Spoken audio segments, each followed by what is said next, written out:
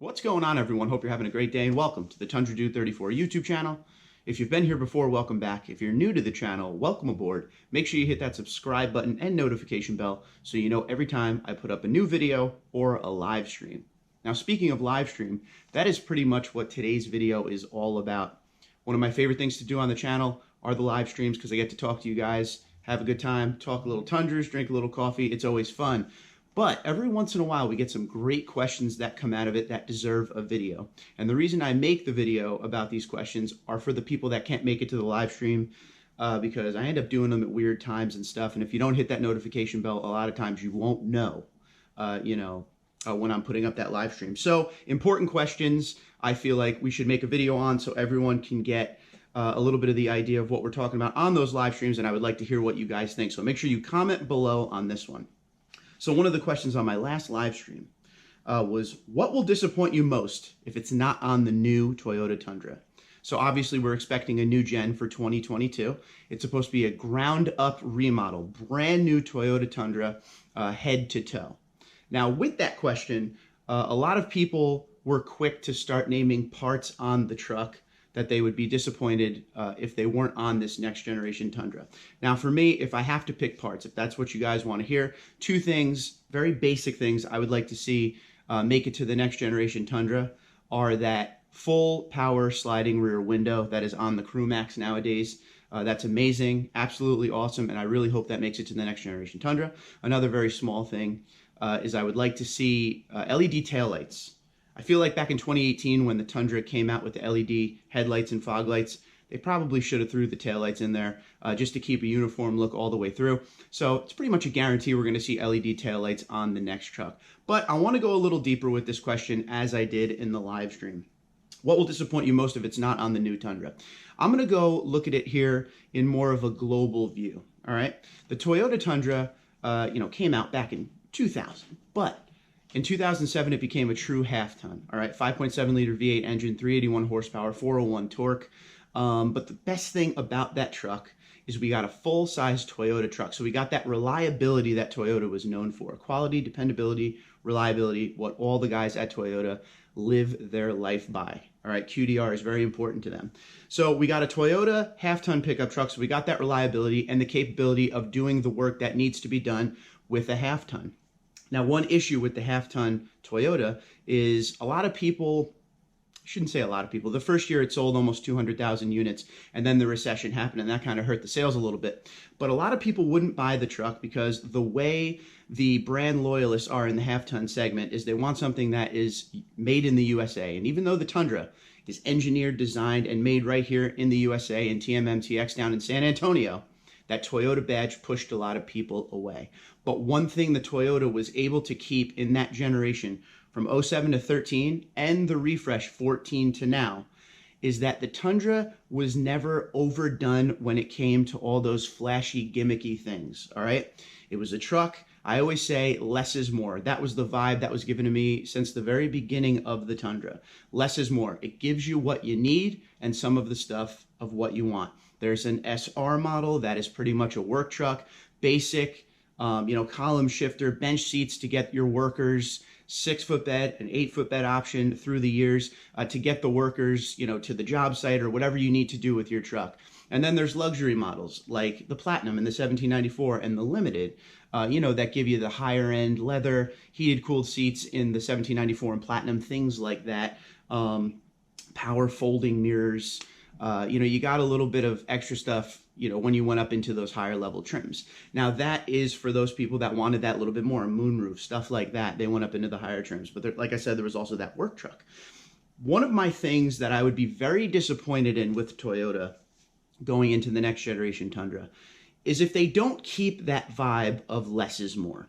I don't want to see Toyota go the way of all the other half-tons where, it's all about those gimmicky things.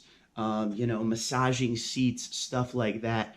I still want the Tundra to be what it is. It's really the only truck truly in the segment that gives you a truck, all right? It's pretty basic. Some people say boring. I don't feel that way. It's a basic truck to do the job, all right? And that is what a lot of people love about it. And that is what draws a lot of people to the Tundra. It's basic and straight to the point. There isn't a new generation of Tundra every 2 years. You got to remember, the Ford F-150 is Ford's bread and butter vehicle. That is their #1 vehicle. They put time and effort into it constantly. All right. So they're always changing the truck. They're always adding stuff to the truck, new generations, everything like that. That's why they sell 900,000 F-Series Fords a year, because that is their bread and butter vehicle. On the other side, Toyota's bread and butter vehicle is what I call the point A to point B vehicles. Your Highlander, RAV4, Corolla, Camry, all the stuff we always say. They have a half-ton Toyota Tundra that sells about 120,000 units a year. You're not going to see a lot of new generations of the Tundra because that is not their bread and butter #1 vehicle. All right, so you got to compare when you compare the F-150, because I hear it a lot, comparing the F-150 and all the stuff the F-150 gets and all the new generations. When you're comparing that to the Tundra, you got to remember what each brand is doing. But as far as being disappointed, what will disappoint me if it's not on the new Tundra? I don't want them to lose their way of QDR. I don't want them to lose their way of reliability, the dependability of the truck. I don't want them to get caught up in what some of these car brands, doesn't even have to be a half-ton pickup, but some of these car brands do with the cars nowadays. They put up flashy stuff to get people to look at the vehicle versus keeping true to what the truck is all about. All right? And we've always loved the Tundra. We've always loved what it has. There are things we want on it, of course. We want better gas mileage, we want better towing, we want better payload. Now, those are the stuff people really want on this next generation truck.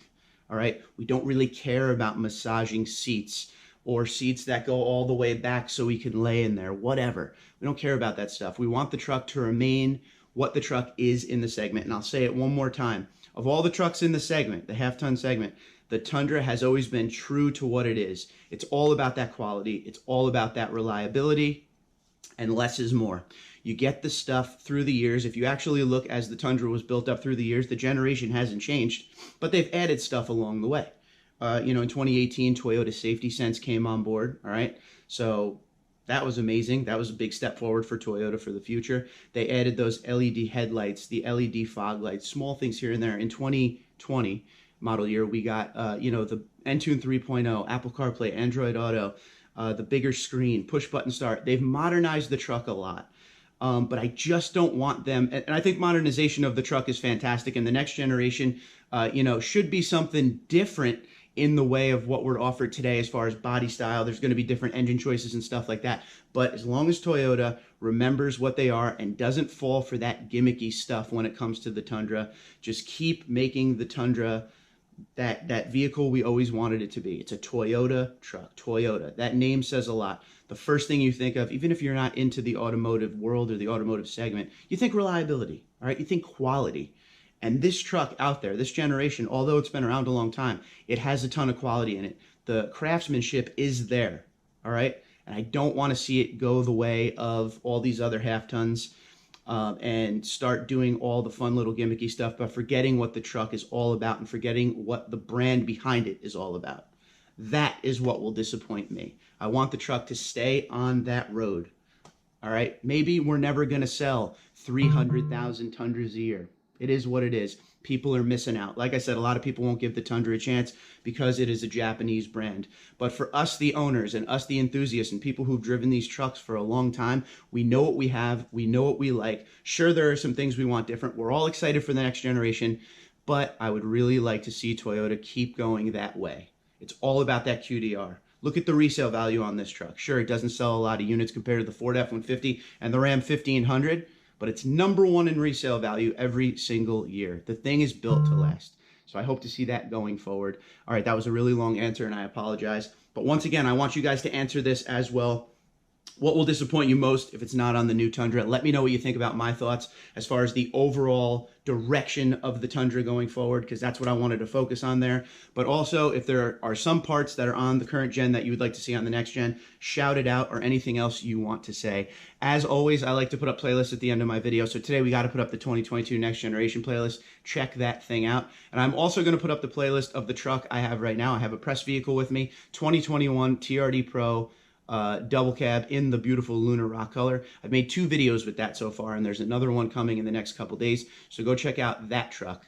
If you have any questions, comments, or concerns, you know what to do. You can hit me up at tundradude34@gmail.com or comment below. Like I said, I would really like to hear what you guys think of what will disappoint you if it's missing out on the next generation Tundra. Until next time, Twitter, Instagram, LinkedIn, Facebook at tundradude34, tundradude34@gmail.com. Guys, have a great day. Be safe. Talk to you soon.